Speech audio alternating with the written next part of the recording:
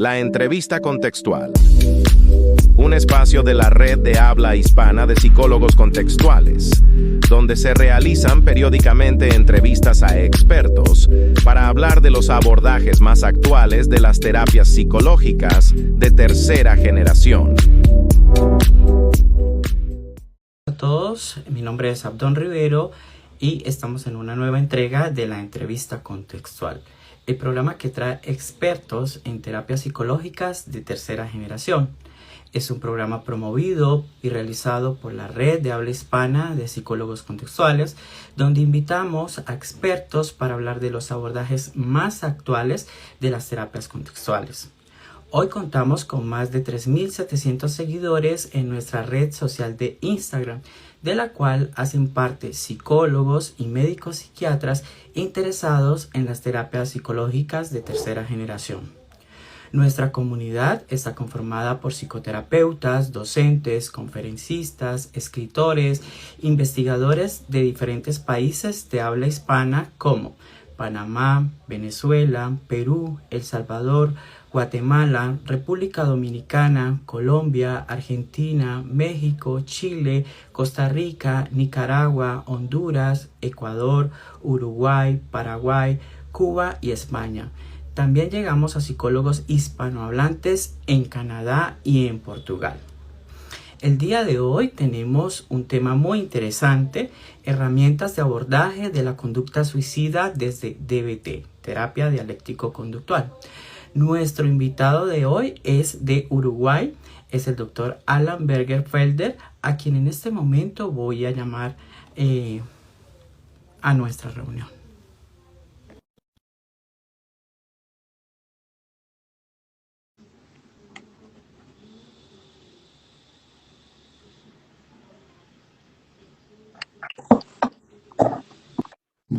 Buenos días. Buenas, ¿cómo estás? Muy bien. Muchas gracias por permitir estar acá con nosotros. Vamos a presentar el perfil de nuestro experto invitado del día de hoy. El doctor Alan Berger-Felder es de Uruguay, es máster en terapias psicológicas de tercera generación por la Universidad Internacional de Valencia, España, licenciado en psicología por la Universidad Católica del Uruguay, con un entrenamiento en terapia dialéctico-conductual DBT por DBT Iberoamérica, que es el tema que nos concentra el día de hoy, entrenamiento en EMDR por EMDR Uruguay, entrenamiento en terapia de aceptación y compromiso a niveles básico, intermedio y avanzado por la Fundación CAC, posgrado en psicotraumatología con orientación en EMDR, socio director. Perdón, Señor. Posgrado estoy en un año, todavía no lo terminé por las dudas. Bien. Ok. Socio director de Contextual DBT Uruguay, equipo formado por psicólogos contextuales que ofrece diversos servicios terapéuticos basados en la evidencia, terapeuta en habilidades DBT y ponente para habilidades de efectividad interpersonal en cursos de formación. Para la red de habla hispana de psicólogos contextuales, es muy importante poder contar con tu experticia el día de hoy. Profesor Alan, bienvenido. Bueno, muchas gracias, muchas gracias. Primero me veo en la obligación ética de... sé que en algunos países le dicen doctor a gente que no son doctores, yo no lo soy magister, por las dudas, ¿viste? No por vos, sino para que la gente sepa. Uh-huh. Y si bien he dado alguna clase, no me considero profesor. Para mí un profesor es una persona que está continuamente dando clase y no es mi realidad.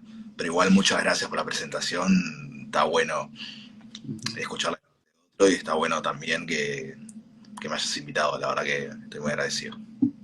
Bien, estoy de acuerdo contigo. Yo también soy magíster en terapias de tercera generación y por supuesto que doctor es quien haya hecho el doctorado, ¿no?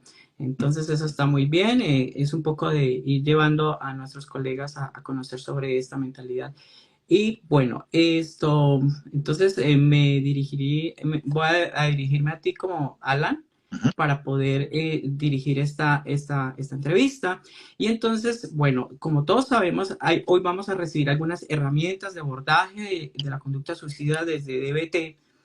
Y sería importante que nuestro público pueda conocer cómo conceptualiza la DBT la conducta suicida y cómo llega alguien a tener un pensamiento suicida a partir de esta terapia contextual.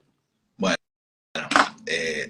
acá primero hay que dar un preámbulo, ¿no? de cómo se llega a esto, ¿no? Para los que hayan estudiado algo de DBT o para los que hayan escuchado algo, por lo menos de oído, lo importante acá es conocer la teoría biosocial. Esto va dirigido a psicólogos, ¿no? Por las dudas. Sí, Bien. todos. La teoría biosocial. ¿Qué es la teoría biosocial? Es cómo se explica la desregulación emocional. Que básicamente la desregulación emocional, hablando fácil, es la incapacidad o la extrema dificultad para regular mis emociones y por ende mis conductas. Bien, se puede explicar del lado del sobrecontrol, en el espectro del sobrecontrol, hasta el descontrol. Acá vamos a irnos a bien, al tema del descontrol. Entonces, ¿qué pasa acá? Por un lado, para que se genere desregulación emocional, no me gusta hablar de TLP, no me gusta hablar de trastorno límite, porque siento que no es tan descriptivo como el término de desregulación emocional. Pero cuando lo primero que sucede acá es que hay una persona, no sé si está, o sea, para los que hayan estudiado psicología, está algo que se llama temperamento. Vieron la típica que nos decían, el temperamento fácil, que era la persona que se adaptaba fácil a la escuela, a los amigos, a cualquier cosa. El lento, que era la persona que, si bien se adaptaba, demoraba un poco más que la del temperamento fácil. Y el temperamento difícil, que sinceramente estos nombres, yo no soy amigo de estos nombres, no lo inventé yo, que era una persona que le costaba adaptarse más, que era más sensible a los estímulos. Bueno, dentro de DBT le llamamos vulnerabilidad emocional a ese temperamento, que se caracteriza por alta reactividad, no, alta emocionalidad, digamos, o sea, hablando claro, pasar de 0 a 100 emocionalmente o pasar de 0 a bastante. Alta reactividad, porque a ver, si sentís un 100 emocionalmente, vas a actuar como un 100. Y lento retorno a la calma. ¿Bien? Entonces, por un lado tenemos la vulnerabilidad emocional, que vendría a ser el temperamento difícil de toda la vida, pero hablando bien y no poniendo nombres que son despectivos. Etiquetantes que etiquetan, como claro. por ejemplo el trastorno límite. Y por otro lado tenemos el ambiente invalidante. Bien, y es una interacción constante entre la vulnerabilidad emocional y el ambiente invalidante, porque la vulnerabilidad emocional no es factor suficiente para que alguien pueda desarrollar una desregulación emocional. Bien, se necesitan más cosas, o por lo general se necesitan más cosas. ¿Qué es el ambiente invalidante? El ambiente invalidante es un ambiente que por lo general es la casa, no nos vamos a engañar, aunque puede ser dentro del colegio, que nadie se dé cuenta que haya una maestra o un maestro o alguien o compañeros que traten horrible a la persona, o no sé, capaz que la casa de los abuelos, ni idea, pero por lo general es la casa. Entonces, ¿qué pasa ahí? ¿Qué pasa ahí en la casa, no? O sea, la persona aprende de alguna manera que lo que siente está mal. Le voy a dar un ejemplo. Pongámosle a una niña de 6, 7 años que va a empezar la primaria, llega de su primer día de escuela y le dice a los padres: mamá, papá, me molestaron hoy, me molestaron mucho. No te preocupes, ya se te va a pasar. ¿Bien? Pasa el primer día, segundo día, que a ver, ojo, la nena está haciendo una conducta habilidosa, está comunicando lo que le está pasando y está pidiendo ayuda. No podemos decir que eso. Entonces, ¿qué pasa acá? Pide ayuda, no se la dan, la pide de vuelta, le dicen un poco lo mismo, pero ¿cómo te vas a sentir más por esto? Bancátela es aguantar en uruguayo, ¿no? Entonces, ¿qué pasa? La nena, en un momento, se va a dar cuenta que su conducta no funciona. Y no solamente que no funciona, sino que está mal. Va a pensar que está mal lo que está sintiendo. Entonces, no sé, le dicen sensible, le dicen, sos una maricona, sos una no sé qué. Entonces, ella se lo va a empezar a decir a sí misma, seguramente. Capaz que no a nivel tan consciente de, soy la no sé qué.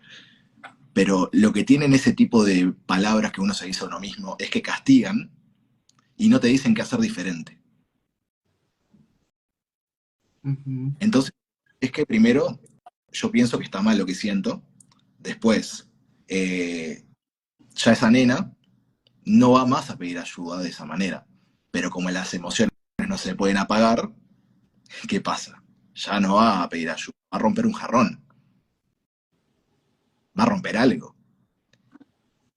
Y cuando los padres ahí sí le dan bola, ahí sí la ayudan, no cuando pide ayuda, sino cuando rompe algo, ahí lo que hacemos es reforzar la escalada.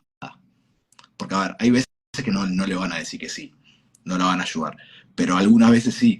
Y como en el casino, cuando ganamos una vez y perdemos 200, y seguimos ahí enganchados porque sabemos que vamos a ganar de vuelta, en algún momento, acá pasa lo mismo, es un reforzamiento intermitente.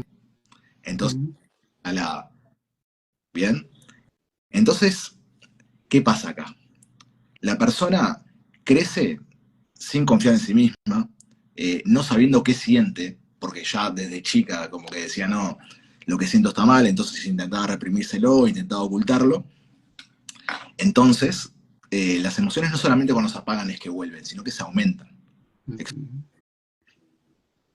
Entonces lo que termina pasando, y esto va para responder un poco tu pregunta, es que sienten tanto y no saben nada de cómo manejarlo, por lo menos sin tratamiento, eh, que no es que se quieren morir, es que quieren apagar todo esa efervescencia emocional, sufrimiento que están sintiendo en ese momento. Muchas veces va por ese lado. Ahí, digamos, es cuando empieza a pensar. Y a ver, los cortes, las autolesiones, hay investigaciones, no recuerdo bien de quién en este momento, pero hay investigaciones que te dicen que son un predictor de que en un año seguramente, o sea, si no se trata, puede haber un intento de autoeliminación. Ujú. No sé si respondí tu pregunta. Sí, muchas gracias. Aquí entonces sería importante enlazar en cómo saber si alguien tiene conductas suicidas y si es posible ser tratado efectivamente desde la DBT, qué es lo que se ha encontrado. Eh, para responder, repetir la pregunta, perdón que se me fue. Eh, ¿Cómo saber si cómo saber si alguien tiene conductas suicidas y pues y si es posible ser tratado efectivamente? ¿Qué ha mostrado esa efectividad en la DBT Bien, a partir de allí? perfecto. Tenemos algo en DBT que se llama pretratamiento, que justamente es para esto. Es para ver si el paciente en este momento, no quiere decir que en otro no, pero en este momento, aquí ahora, está preparado para recibir tratamiento de DBT. Porque el tratamiento de DBT es muy exigente. Esa es la verdad, es muy exigente. No es la típica de vengo a hablar y te vas. No. Tiene muchas cosas. Muchas cosas que más adelante en otras preguntas las vamos a tocar. Entonces, lo que necesitamos, a ver, llega una persona con ideación suicida, ¿no? Yo lo primero que hago es evaluar a ver si realmente es desregulación emocional para el lado del sobrecontrol, que es para lo que yo sé que tiene evidencia. No solamente trastorno en los límites, sino que también una bulimia nerviosa. Hay otras cosas para las que tiene evidencia, ¿no?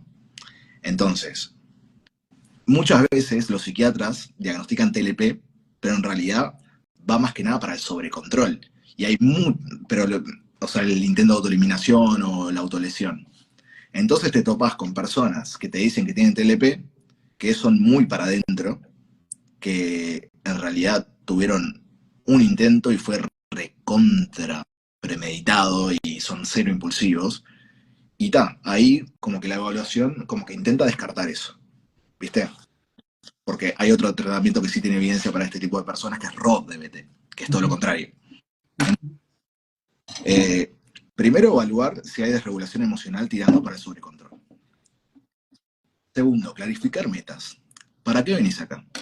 A mí no me sirve, sinceramente, que venga alguien y me diga, mis padres me mandaron, o capaz que soy medio radical en ese sentido yo, pero digo, mis padres me mandaron o alguna razón que vaya, tipo, que sea externa a lo que yo quiero.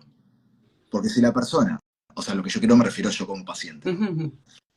No como terapeuta, sino qué quiere el paciente en ese Claro. momento. Entonces, si la persona no quiere estar ahí, a ver, obviamente, al principio voy a intentar ver si puedo encontrar una perlita que la persona diga, bueno, está, me quedo. Y lo hago por mí, o sea, por mí siendo yo paciente. Ujú. Pero si la persona al final no quiere quedarse ahí, yo no puedo trabajar con una persona que no quiere En contra estar. de su voluntad, sí. Claro, claro, por más que lo obliguen. Yo voy a hablar yo le digo, mirá, ¿querés que hable con tus padres o con la persona que sea que te está obligando y le diga, mirá, hasta que no suceda esto, que esto nos referimos a que la persona quiera estar en tratamiento, no va a servir. Vas a desperdiciar un montón de recursos en vano. Ujú. No está. Entonces, es primero, ¿no? Clarificar metas.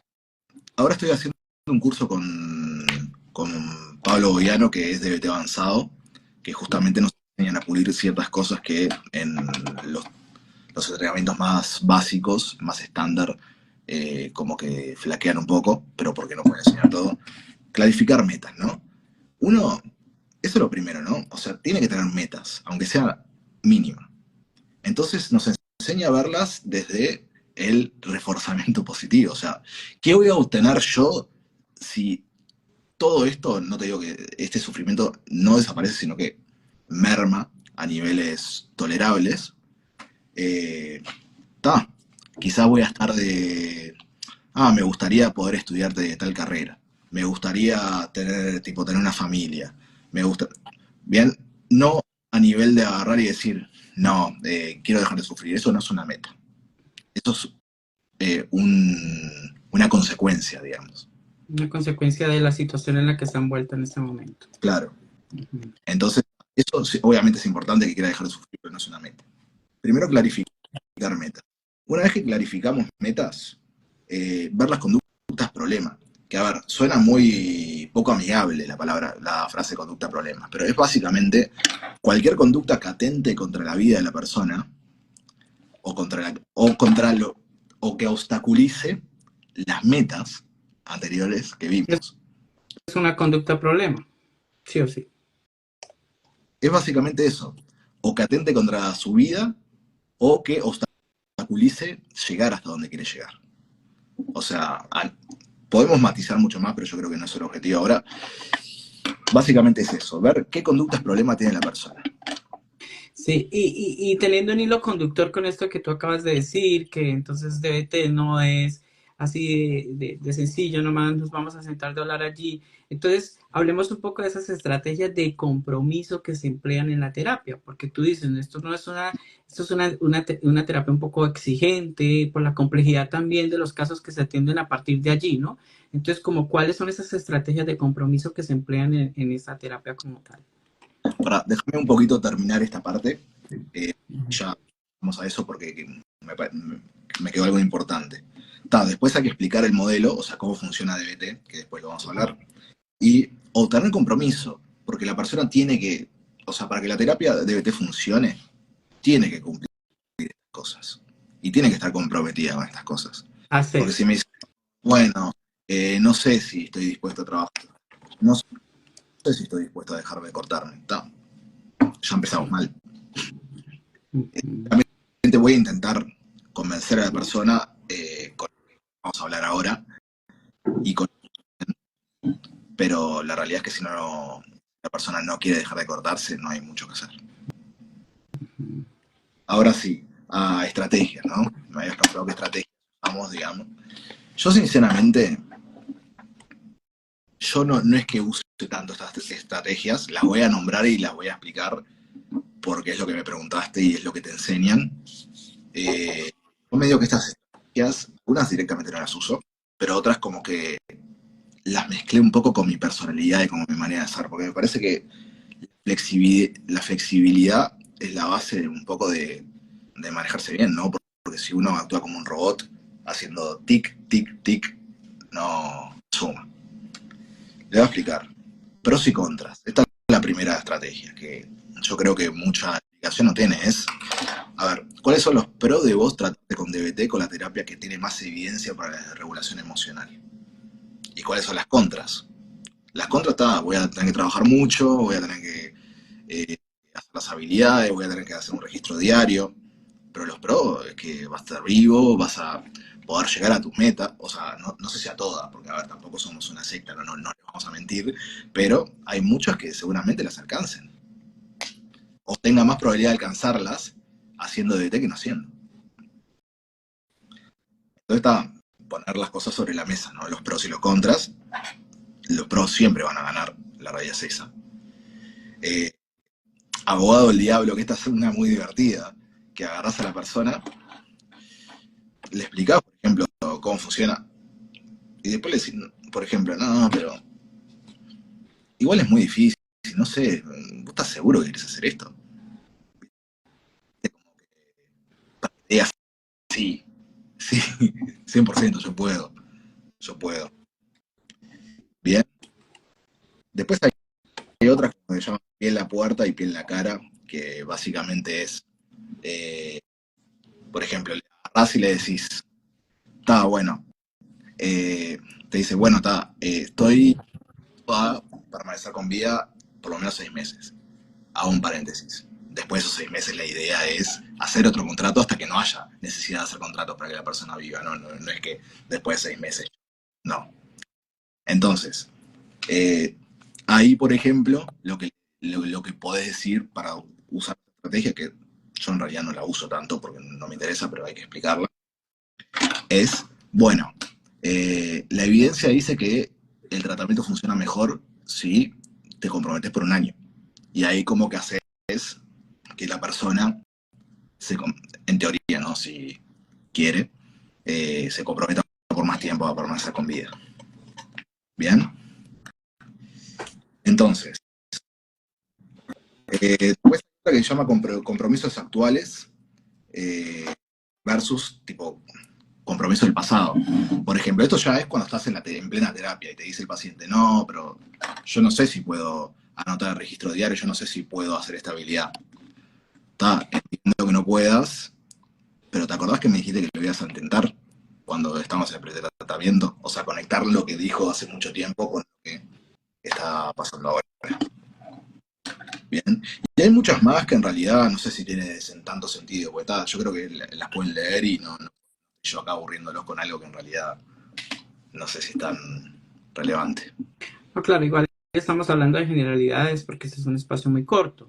Pero, ¿cuáles son esos primeros pasos para trabajar luego de haber obtenido el compromiso del consultante? Una vez el consultante dice, sí, estoy en la disposición, lo voy a hacer, vengo acá porque me quiero comprometer. ¿Cuáles son esos primeros pasos con estas personas?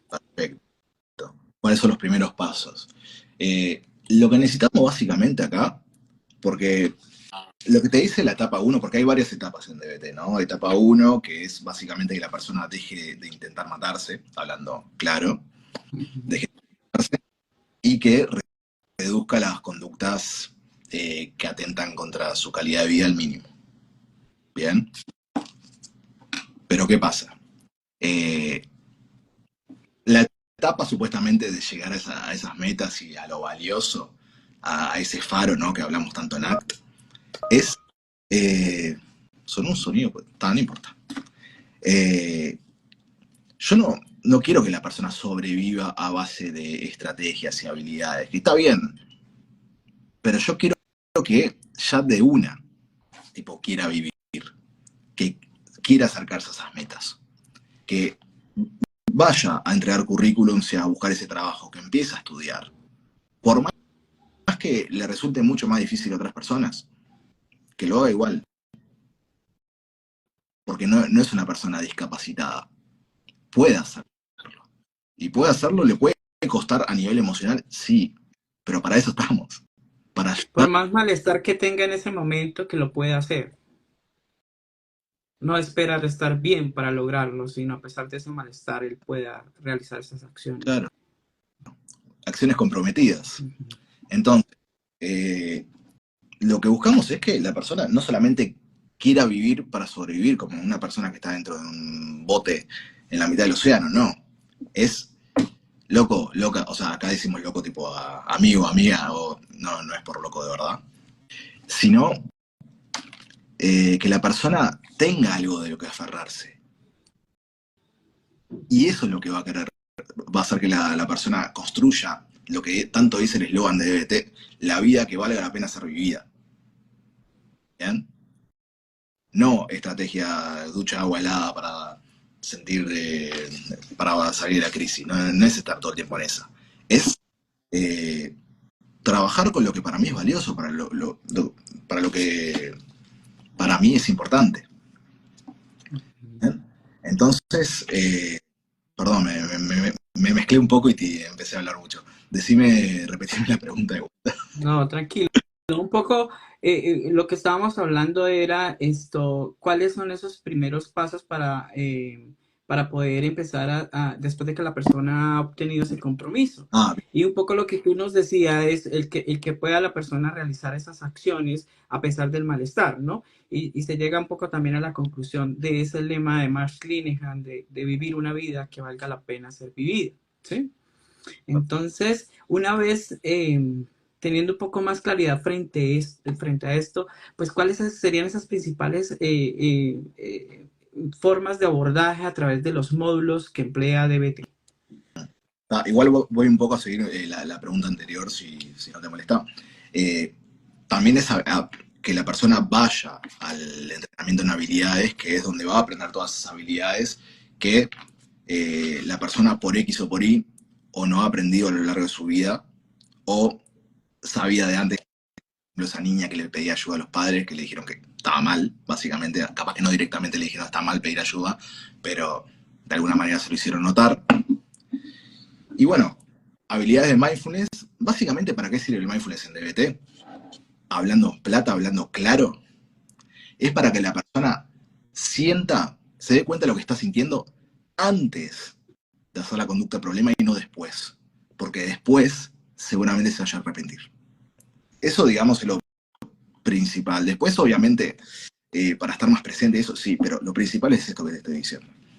Después, que aprenda habilidades de efectividad interpersonal, cómo relacionarse con las personas de otra manera, cómo aprender a decir cosas, cómo aprender a decir que no, que muchas veces es muy, muy difícil, y más para estas personas.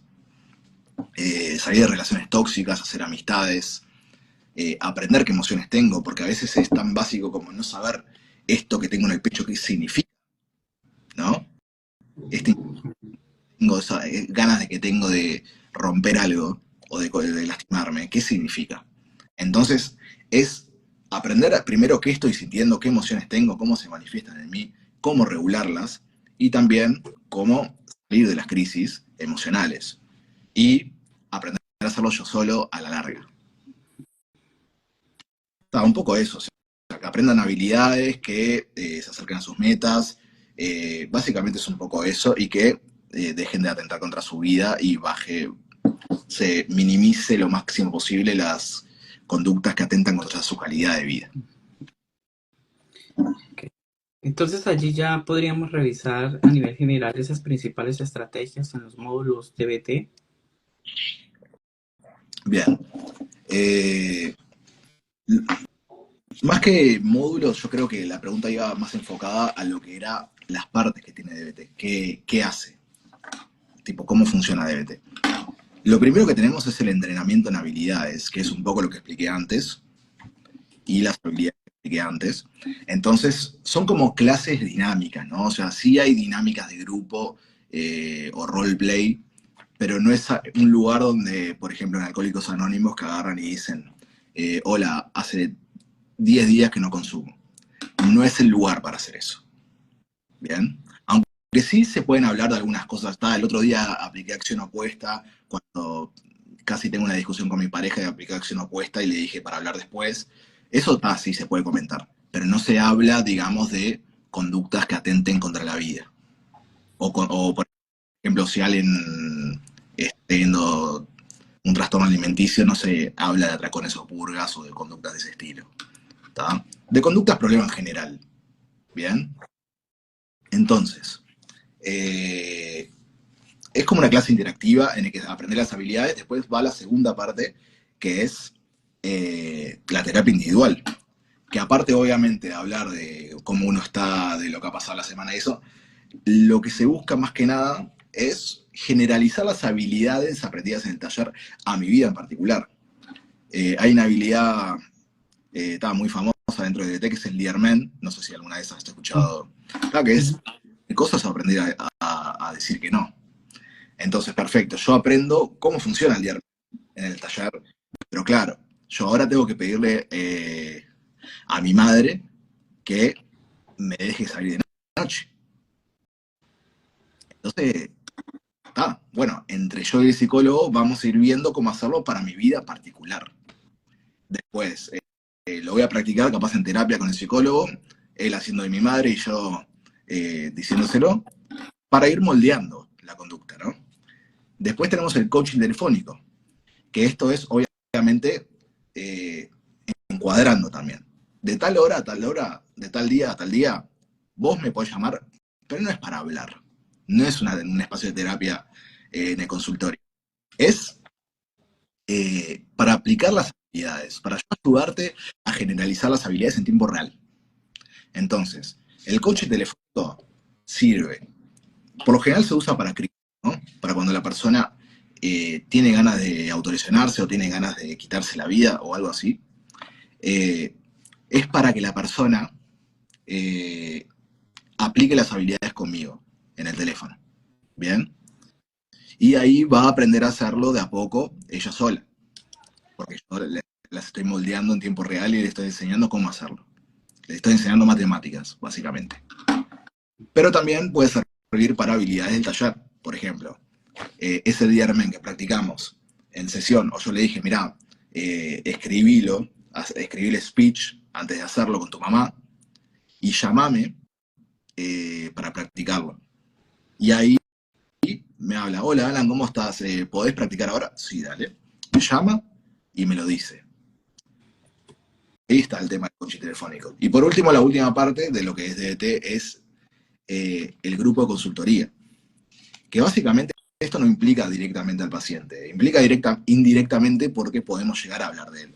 Pero básicamente es un grupo de psicólogos DBT, psicólogos, psiquiatras, nutricionistas, lo que sea que tengamos en el grupo, en el que intercambiamos con el paciente. Básicamente, esto lo creó Marsha para evitar el burnout. Porque si estamos solos como psicólogos, es muy complicado. Muy complicado, y aparte hay veces que no vamos a saber qué hacer, y es humano. Entonces está así, nos podemos supervisar, pero ¿cuántas veces nos vamos a poder supervisar por semana o por mes? Entonces el grupo lo que apunta es a covisionar, a poder charlar qué es lo que necesitamos. Perfecto. A un paciente mío le pasa tal cosa. ¿Les parece que esto puede funcionar o qué les puede funcionar? Porque básicamente muchas cabezas piensan mejor que una. Y a ver, esto se le explica al paciente, esto no se lo oculta, se le explica. Mirá, si haces DBT, esto existe. Entonces lo hablamos y nada, como que el paciente lo acepta, mismo dentro del contrato que se hace, que no todos los terapeutas hacen, pero para mí está interesante que lo puedan hacer, está pautado, y nada, yo creo que es muy útil. Entonces así funciona básicamente DBT, tiene esas partes. Muy bien. Una vez hemos encontrado una disminución de esas conductas de riesgo dentro de con el consultante, ¿cómo continúa este tratamiento de DBT? ¿Cómo se caracteriza allí? Si una de las finalidades es la disminución, ¿qué otros aspectos se trabajan allí? Bien. Creo que según el libro son síntomas residuales. ¿Qué quiere decir esto? Ansiedad, depresión, trauma. Yo tengo un tema con esto. Primero, yo también, aparte de estudiar DBT, estudio psicotraumatología y yo soy fiel creyente de que si hay fuerte y hay lo que el DSM, todo eso, dicen que es TLP, hay trauma por detrás. ¿Por qué? Porque ya esa ambiente invalidante que vos viviste es traumático. Es invalidación traumática. Entonces, para mí siempre hay trauma. O casi siempre, por lo menos. Más de un 95, un 90%. Inventando números, ¿no? Y según DBT, en bastantes casos, no sé si dicen 90%, pero en varios casos. Entonces la idea, que es la etapa 2, a lo que vos estás refiriendo, es tratar eso. El trauma, la ansiedad, depresión. Ya igual, en etapa 1, haciendo lo que yo dije que estábamos haciendo, disminuye la ansiedad y disminuye los síntomas de depresión. El trauma no necesariamente. Porque el trauma, según... O sea, las terapias que apuntan al trauma, que tienen más en evidencia, son de exposición. Son de exposición o como MDR, que si no es exposición directa, no es que te estoy manteniendo ahí tipo con una imagen fija, sí tienes su grado de exposición, aunque acá lo que prima es la estimulación bilateral.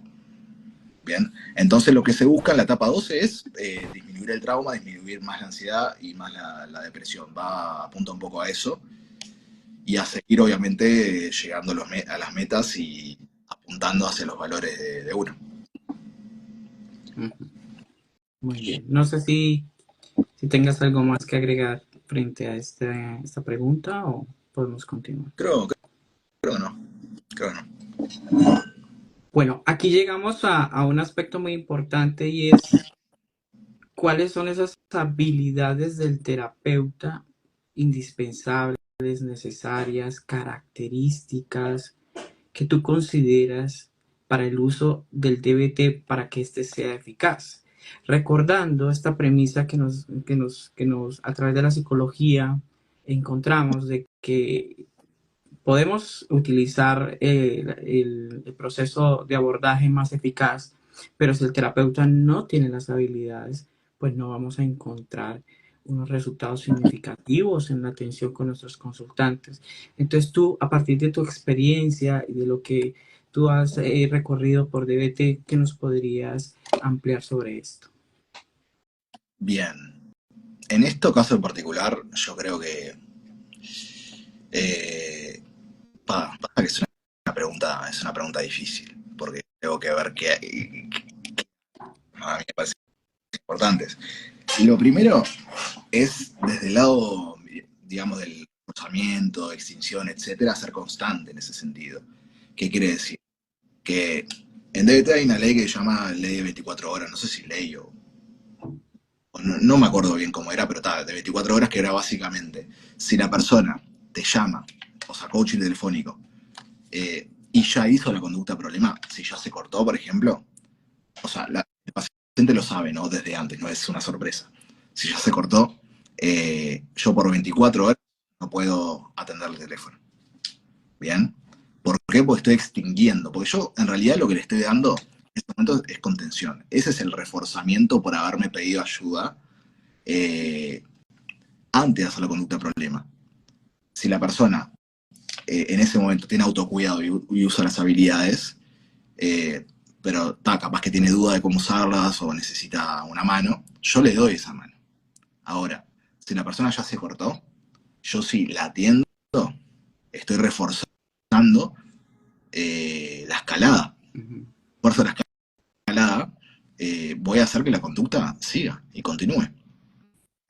Entonces, yo ¿no? En un programa de extinción o en un programa de reforzamiento, hay que ser constantes, porque si no, volvemos a la conducta intermitente, y si la volvemos intermitente es más difícil de extinguir. Bien, eso es lo primero y principal y lo más duro, digamos, que hay que hacer. Pues, otras cosas, estar estudiando constantemente. Yo tengo claro que hasta los 60 años no voy a parar. Tengo 30, imagínate, me quedan 30 años de estudio. Y todos los años intento hacer algo de actualizarme.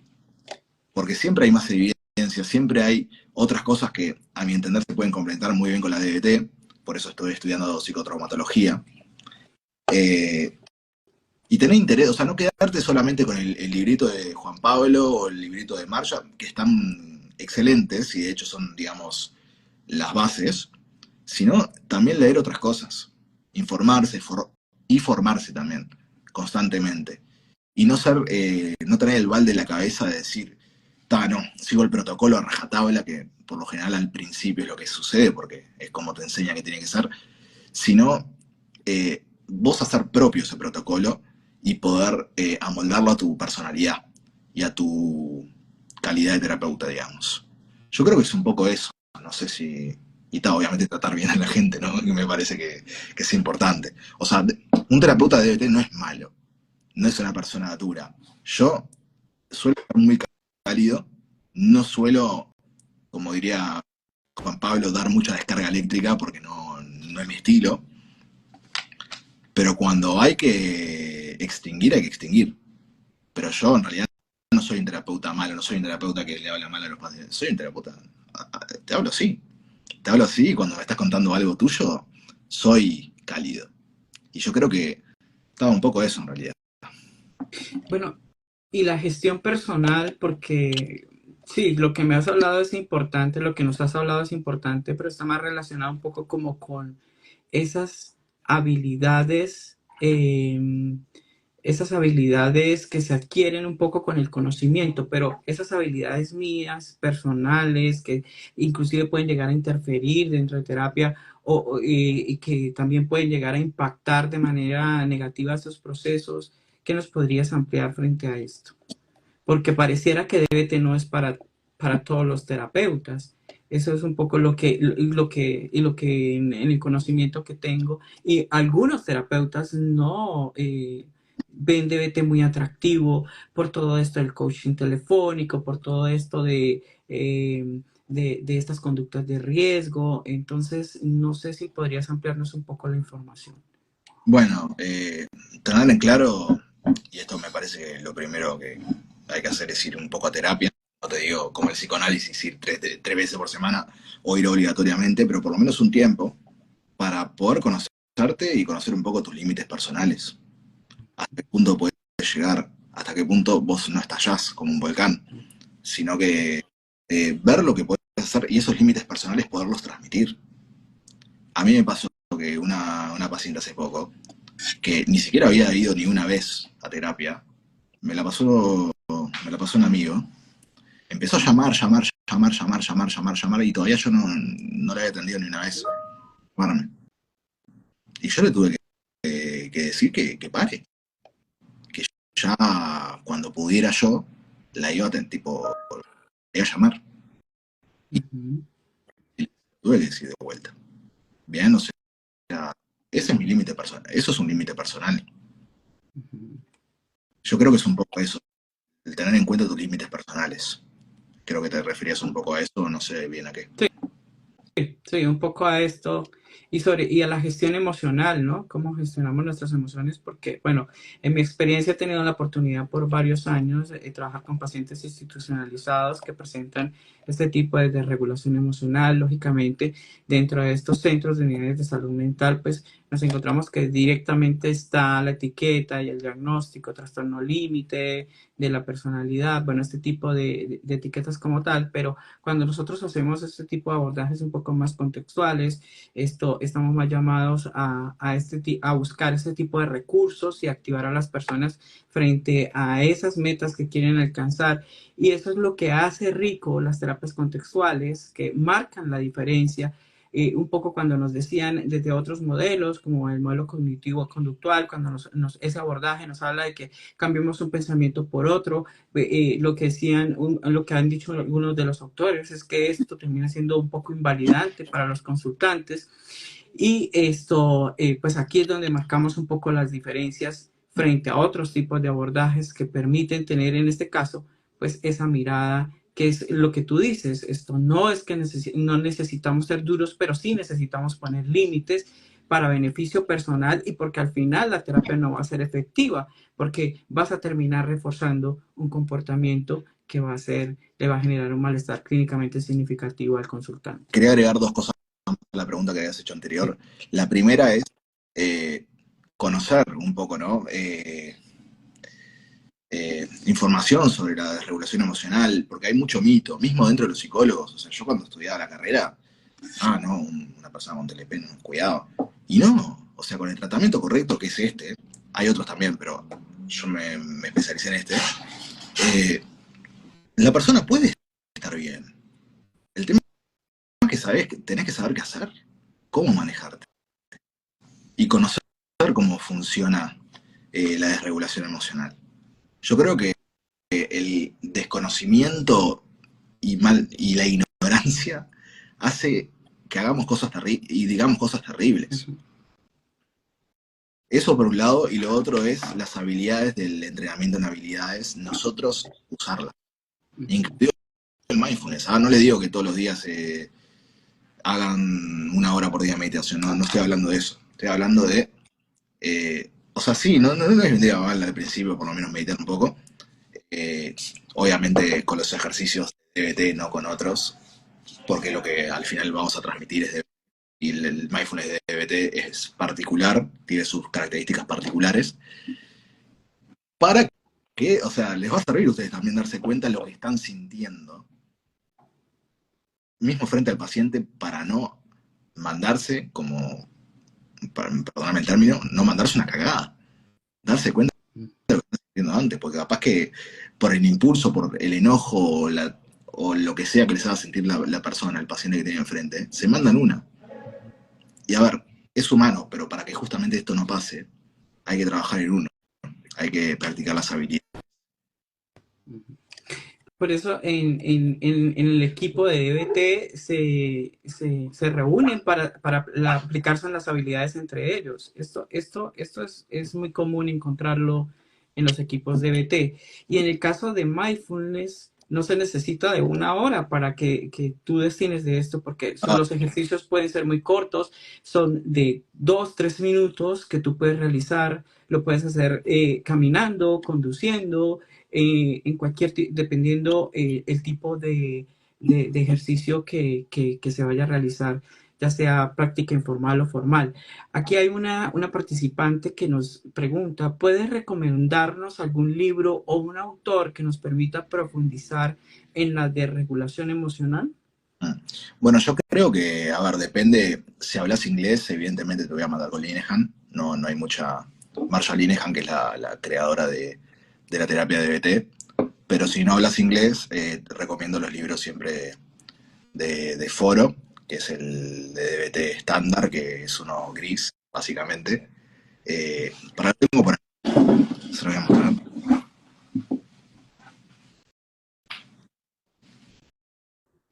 Acá está. Es este. El libro famoso de tapa gris, sí. Sí, este mismo. Que este no es corto, aunque es chiquito, no es corto. Pero ahí está todo lo básico y ahí se habla de desregulación emocional bastante claro. Después si quieren profundizar, ya hay otras personas, ¿no? Pero yo creo que para empezar eso está muy bien. Si tú tuvieras que seleccionar algunas recomendaciones generales para los profesionales a la hora de aplicar DBT, que al final tú dirías, esto funciona y esto no funciona, desde tu ejercicio, desde tu práctica, ¿qué recomendarías y qué no recomendarías para aplicar DBT? Repetí la pregunta, perdón, porque había visto a alguien que puso que no lo pudo ver. Si lo puedo escribir. Dame un segundo, que escribo el nombre del libro.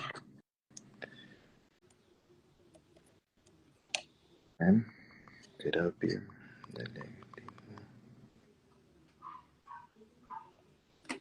actual de Juan Pablo.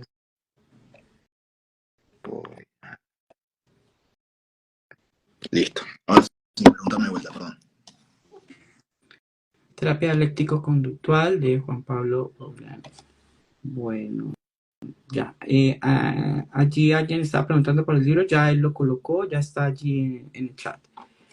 Entonces hablamos un poco de las recomendaciones a los profesionales a la hora de aplicar DBT a partir de tu experiencia, como el qué sí hacer y el qué no hacer, como para que ellos, algunos que no tienen esa directa experiencia y quieren iniciarse en el mundo DBT, ¿qué les recomendarías? Yo les recomendaría primero que hagan un introductorio o que lean un poco de en qué consiste la terapia, para ver si les gusta o no. Porque eso es lo principal, ¿no? Y si están dispuestos a trabajar con este tipo de población, que si bien se puede trabajar muy bien, no es lo mismo que trabajar con una persona que no tiene intento de suicidio. A ver, vamos a ser claros. El libro mencionó terapia. Está perfecto, si lo notaste. A ver, vamos a ser claros. Trabajar con alguien que no quiere quitarse la vida no es tan desgastante como trabajar con alguien que sí quiere quitársela. Pero si uno está preparado, si uno sabe cómo trabajar, no tiene por qué ser desgastante. Entonces está, primero saber a qué uno está dispuesto. Bien, conocer sus límites personales y leer sobre la terapia y de qué consiste, para qué sirve, etcétera. Y yo recomendaría un introductorio. Bien. Si les gusta el introductorio o les gusta lo que leyeron, recién ahí les recomendaría formarse, porque es caro. La realidad es que es caro en DBT. Y sobre todo en los lugares de más prestigio, ¿no? Así que yo creo que es un poco eso. En esas recomendaciones de qué hacer un terapeuta de DBT, ¿a ti qué te ha funcionado y qué no te ha funcionado? ¿Esas recomendaciones de qué, perdón? De la aplicación de DBT. Cuando aplicas DBT, ¿qué es lo que más te ha funcionado y qué no te ha funcionado a ti para aplicar? Bueno, ¿viste cuando hablamos de las estrategias de compromiso? Es como que no soy yo, ¿viste? No, muchas de esas no soy yo. Entonces, si no soy yo y me salen como un robotito, no es que no me funcionan, pero yo directamente a veces no las uso, porque sé que sería muy acartonado de mi parte, sería muy, muy difícil hacerlas. Entonces, pero difícil porque en realidad mi personalidad no es así. Entonces me saldría actuado. Entonces, eso, no digo que no funcione, pero la realidad es que por ahí inicialmente el manejo de la resistencia del paciente. Preguntan cómo se maneja el paciente resistente al inicio. Es un poco eso, las estrategias de compromiso, que tal, como digo yo, en realidad yo intento, o sea, algunas las uso, pero no las uso así a rajatabla, eso sirve. Pero yo creo que todo hacer que el paciente se dé cuenta que hay mucho más beneficios haciendo la terapia que no haciéndola. Pero la realidad es que si el paciente no quiere estar ahí, de verdad no quiere estar ahí, no hay mucha vuelta. Pero obviamente, dudas, ahí sí podés utilizar las estrategias de compromiso. Sí. Bueno, para la persona que estaba preguntando sobre la resistencia, el paciente resistente para el inicio del proceso, te recomiendo trabajar a partir de la alianza terapéutica.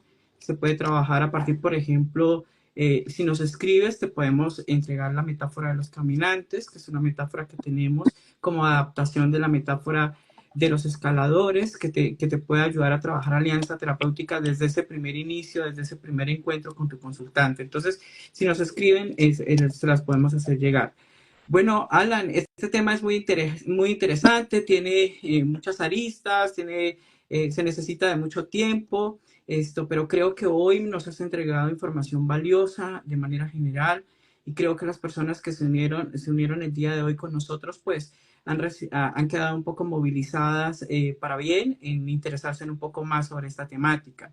Cuéntanos qué servicios tienes en este momento, cuéntanos de tu podcast, bueno, de lo que nos quieras dar a conocer de lo que vienes realizando a través de tu día a día en el ejercicio profesional.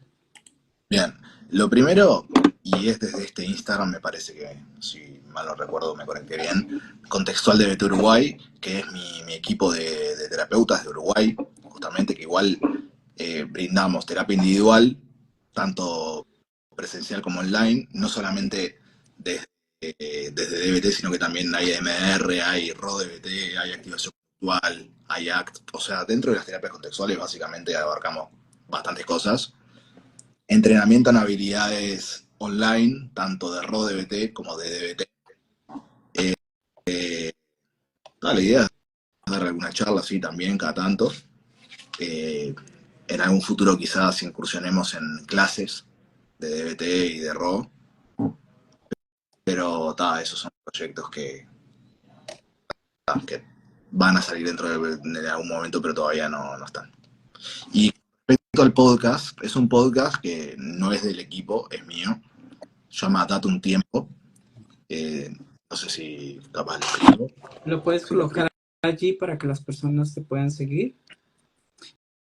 Y en Date un Tiempo, normalmente las temáticas que llevas allí en tu programa están relacionadas a qué.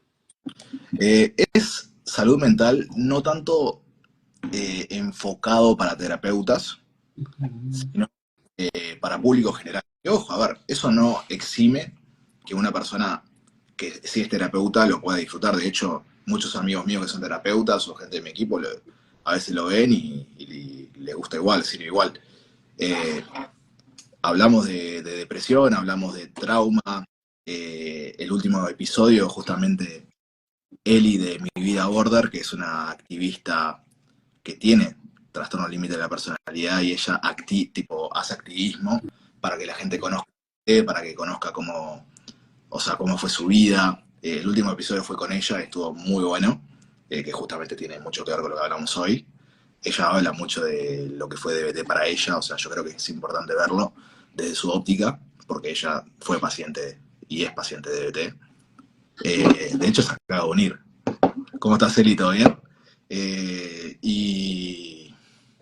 Hablamos de todo. Después tenemos tertulias en las que a veces traigo gente que no es psicóloga, porque me interesa saber, por ejemplo, qué piensa una persona de a pie de la depresión, qué es para ella, qué es para el trauma. Y me gusta jugar un poco con eso, porque la idea no es estar en una mesa intelectual todos profesionales hablando de lo mismo, que a ver, puede ser interesante, pero me interesa saber también cómo funciona la cabeza de los demás.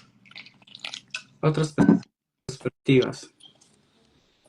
Y también hablamos de terapias basadas en evidencia.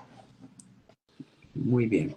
Bueno, para todos, esta entrevista queda guardada acá en nuestro Instagram. También se cargará a nuestro canal de YouTube. A todos los invitamos a seguirnos en nuestras redes sociales de la red de habla hispana de psicólogos contextuales, donde cada 15 días traemos a un experto que nos habla de un tema específico de interés para psicólogos y psiquiatras interesados en las terapias de tercera generación. Para la red de habla hispana de psicólogos contextuales ha sido muy importante poder tener a Alan el día de hoy. Agradecemos mucho su apertura y pues toda esta información tan importante e interesante que nos ha entregado el día de hoy. Te agradecemos mucho el poder estar acá y pues esperamos pues no sea la primera vez poder compartir con ustedes estos espacios. Bueno, muchas gracias a vos también por invitarme, por hacerme parte de este proyecto. Gracias a todos y todas los que estuvieron acá, también a los que agradecieron y preguntaron cosas. Eso para mí es muy reforzante, ¿no? Que la gente interactúe, que la gente pregunte. Y eso la verdad que me lo hizo más llevadero y más ameno. Muchas gracias a ti y a todos. Nos vemos en una próxima entrevista contextual. Hasta luego. Dale, chau, chau. Chao.